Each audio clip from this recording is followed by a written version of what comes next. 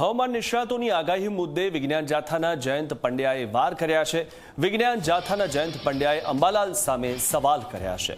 અંબાલાલ પટેલના આગાહી બંધ કરવાની તેમણે સલાહ આપી છે। અંબાલાલની આગાહી બંધ થવાથી કંઈ નુકસાન નહીં થાય તે વાતનો ઉલ્લેખ પણ જયંત પંડ્યાએ કર્યો।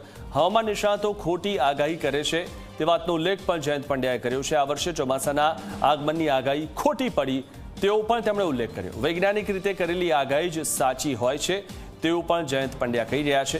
અંબાલાલ શું બોલે છે તે ઘણીવાર સમજાતું પણ નથી તેવું પણ જયંત પંડ્યા કહી રહ્યા છે।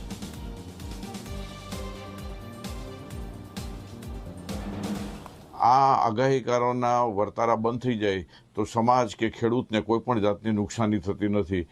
47 આગાહીકારો ભેગા થયા હતા, તેમને જાહેરાત કરી હતી 25મી મેથી 31 સુધી એક્ટિવ થઈ જશે, પ્રી મોન્સૂન થશે।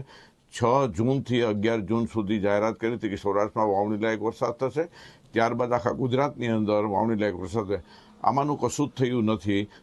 બધા બોગસ આગાહીકારો સાબિત થયા છે।